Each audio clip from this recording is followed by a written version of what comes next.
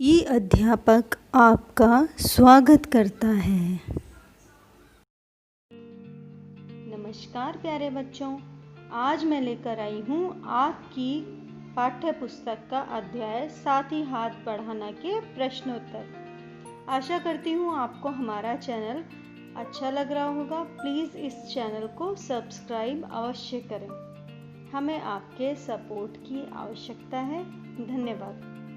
तो इसी के साथ हम साथी हाथ बढ़ाना के प्रश्नोत्तर शुरू करते हैं। प्रश्न 1 है, इस गीत की किन पंक्तियों को आप अपने आसपास की जिंदगी में घटते हुए देख सकते हो? तो इसमें पंक्तियां चुन के लिखनी है। इस गीत की निम्नलिखित पंक्तियों को हम अपने आसपास की जिंदगी में घटते हुए देख सकते हैं।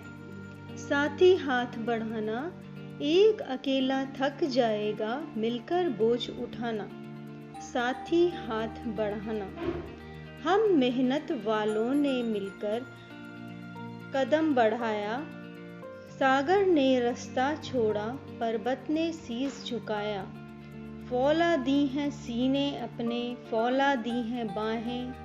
हम चाहें तो चट्टानों में पैदा कर दें राहें।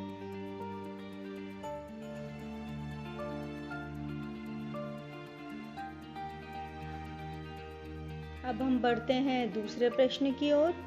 तो दूसरा प्रश्न है, सागर ने रास्ता छोड़ा, पर्वत ने शीश झुकाया। साहिर ने ऐसा क्यों कहा है? लिखो। उत्तर, साहिर ने ऐसा इसलिए कहा क्योंकि एक साथ मिलकर काम करने से बड़ी बड़ी बाधाओं में भी रास्ता निकल आता है, यानी काम आसान हो जाता है। साहसी व्यक्ति सभी बाधाओं पर आसानी से विजय पा लेता है, क्योंकि एकता और संगठन में शक्ति होती है, जिनके बल पर पर्वत और सागर को भी पार कर लेता है।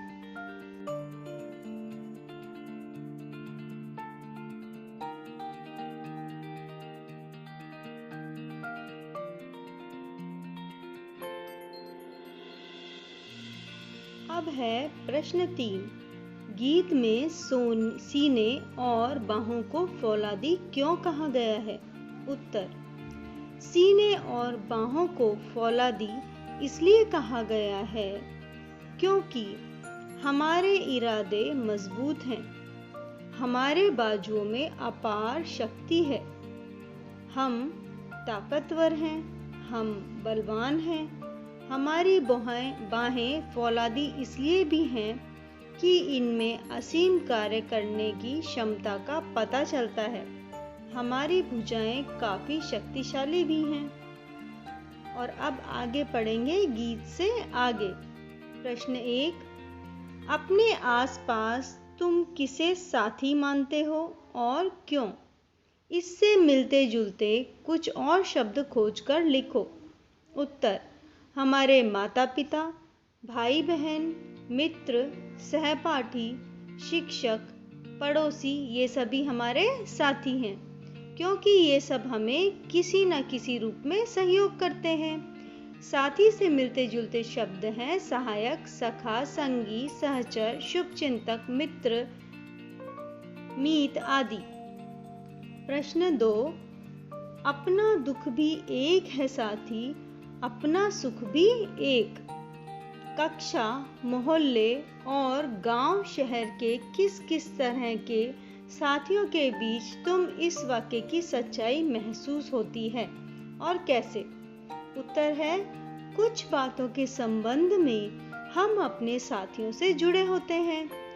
इन मामलों में हमारी सोच एक होती है और हमारे सुख दुख की अनुभूति भी एक होती है। उदाहरण के लिए, पानी, बिजली की कमी, ट्रैफिक जैसी रोजमर्रा की मुश्किलों से जब हमारा सामना होता है तो हमें लगता है जैसे हमारा दुख एक है। वहीं दूसरी ओर विद्यालय के लिए पदक जीतना, कक्षा में अच्छे अंक लाना और बड़े होकर कुछ बनने की चाह से पता चलता है कि हमारा सुख भी एक ही है। प्रश्न 3, इस गीत को तुम किस माहौल में गुनगुना सकते हो? उत्तर, इस गीत को स्वतंत्रता दिवस, गणतंत्रता दिवस या किसी संगठन की स्थापना के अवसर पर गा सकते हैं। खेल के मैदान में भी यह गीत खिलाड़ियों में जोश पैदा कर सकता है। वैसे तो यह गीत कभी भी गुनगुनाया जा सकता है, पर विशेषकर जब सहयोग और संगठन की शक्ति हो तब यह गीत महत्व रखता है। प्रश्न 4, एक अकेला थक जाएगा, मिलकर बोझ उठाना। 1, तुम अपने घर में इस बात का ध्यान कैसे रख सकते हो? 2, पापा के काम और माँ के काम क्या क्या हैं? तीसरा, क्या वे एक दूसरे का हाथ बटाते हैं? उत्तर, अपने घर के छोटे बड़े कामों में माता पिता का हाथ बटाकर हम इस बात को ध्यान रख सकते हैं। पापा और माँ को बहुत से काम करने होते हैं। जहाँ एक और पापा कार्यालय जाते हैं और घर के लिए आवश्यक बाहरी कामों का ध्यान रखते हैं, वहीं माँ घर की सफाई, खाना बनाना, कपड़े धोना, हम सबको पढ़ाना, खरीदारी करना और कई छोटे बड़े कामों की जिम्मेदारी अपने ऊपर लेती है। तीसरा, हाँ, वे इन कामों में एक दूसरे का हाथ बटाते हैं।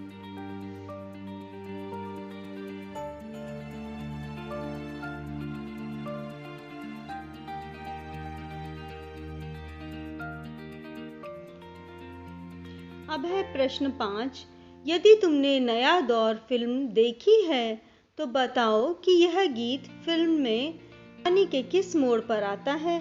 यदि तुमने फिल्म नहीं देखी तो फिल्म देखो और बताओ।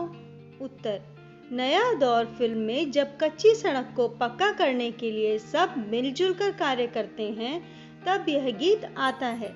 यह गीत उनके सहयोग, उत्साह और जोश को प्रदर्शित करता है। अगला है कहावतों की दुनिया। तो अब हम शुरू करते हैं। प्रश्न 1, अकेला चना भाड़ नहीं फोड़ सकता, एक और एक मिलकर 11 होते हैं। क, ऊपर लिखी कहावतों का अर्थ गीत की किन पंक्तियों से मिलता जुलता है? ख, इन दोनों कहावतों का अर्थ कहावत कोश में देखकर समझो और उनको वाक्य में प्रयोग करो। तो अब हम इसका उत्तर देखते हैं। इसका उत्तर है, एक अकेला थक जाएगा, मिलकर बोझ उठाना।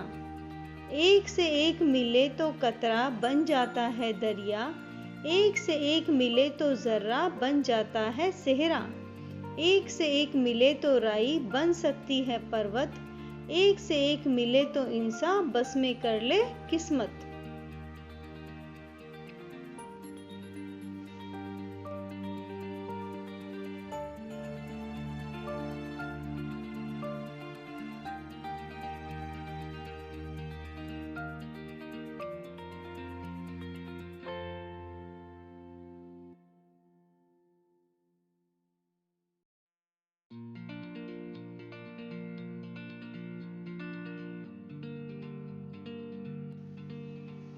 एक और एक मिलकर 11 होते हैं। अगर हम मिलकर युद्ध करें तो हमारी विजय निश्चित है। आखिर एक और एक 11 होते हैं। प्रश्न 2, नीचे हाथ से संबंधित कुछ मुहावरे दिए गए हैं, इनके अर्थ समझो और प्रत्येक मुहावरे से वाक्य बनाओ। इसमें प्रथम है हाथ को हाथ ना सूझना, दूसरा है हाथ साफ करना, तीसरा हाथ पैर फूलना, चौथा हाथों हाथ लेना, पांचवा हाथ लगना। तो अब हम देखते हैं इसके क्या है। उत्तर है, बिजली चले जाने के बाद इतना अंधेरा हो गया कि हाथ को हाथ नहीं सूझ रहा था।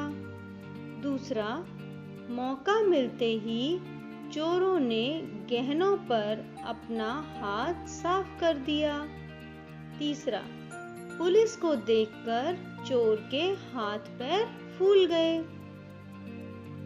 नई किताब बाजार में आते ही सबने उसे हाथों हाथ लिया।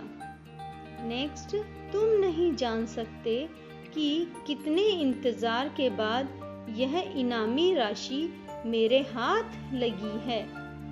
और इसके साथ हम देखते हैं अगला भाषा की बात।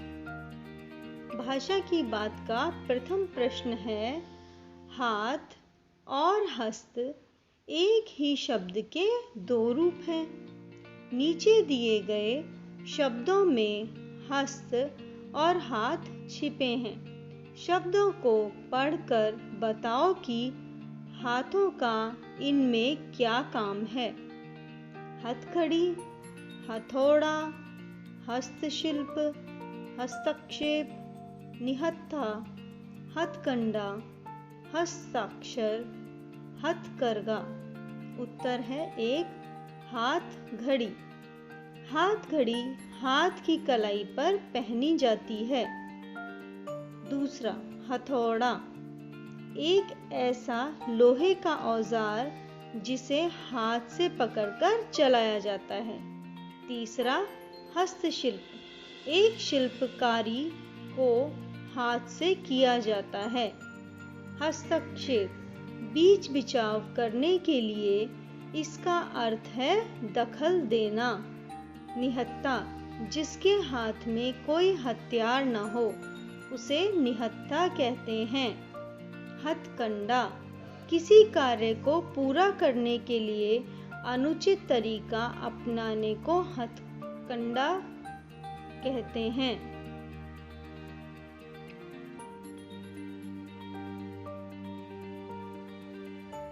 इसमें भी हाथ का कार्य नहीं है।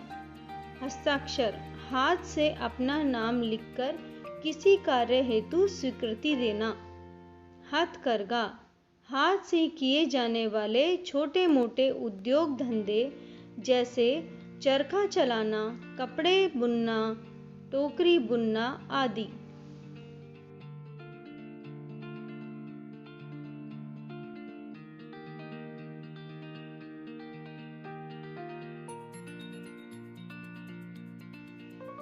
अब है प्रश्न 2। इस गीत में पर्वत, शीश, रास्ता, इंसान शब्दों के प्रयोग हुए हैं। इन शब्दों के प्रचलित रूप लिखो। मीन्स नॉर्मल लाइफस्टाइल में इसको क्या बोलते हैं? पर्वत को बोलते हैं पहाड़ या पर्वत, शीश सिर या माथा, रास्ता यानी रास्ता वे, इंसान मनुष्य ह्यूमन बीइंग। प्रश्न 3, कल गैरों की खातिर की, आज अपनी खातिर करना। इस वाक्य को गीतकार इस प्रकार कहना चाहता है कि तुमने कल गैरों की खातिर की, आज तुम अपनी खातिर करना। इस वाक्य में तुम करता है जो गीत की पंक्ति में छंद बनाए रखने के लिए हटा दिया गया है। उपयुक्त रेखांकित शब्द अपनी का प्रयोग करता तुम के लिए हो रहा है, इसीलिए यह सर्वनाम है।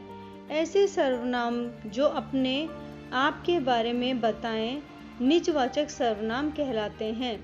निज का अर्थ है अपना। निजवाचक सर्वनाम के 3 प्रकार होते हैं जो नीचे दिए गए वाक्यों में रेखांकित हैं। मैं अपने आप या आप घर चली जाऊंगी। बब्बन अपना काम खुद करता है। सुधा ने अपने लिए कुछ नहीं खरीदा।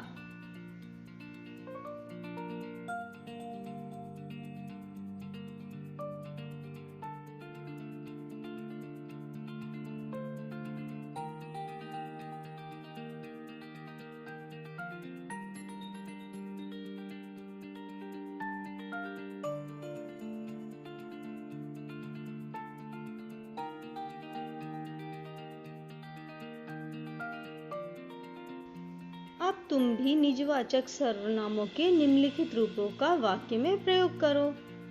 अपने को, अपने से, अपना, अपने पर, अपने लिए, आपस में। तो उत्तर देखते हैं हम।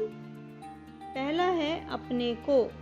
हमें अपने को दुश्मन से बचाना है। अपने पर, मुझे अपने पर भरोसा है। अपने से बड़े व्यक्ति की बात मानना चाहिए। अपने लिए, हमें अपने लिए कुछ वक्त निकालना चाहिए। आप इसे अपना ही समझिए। आपस में झगड़ा मत करो।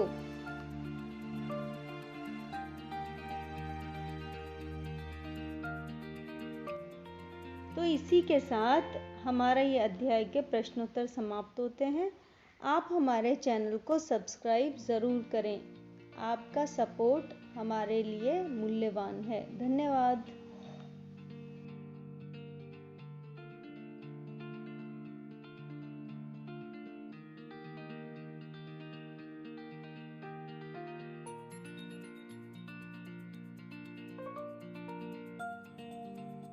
हमारे चैनल को सब्सक्राइब करना ना भूलें।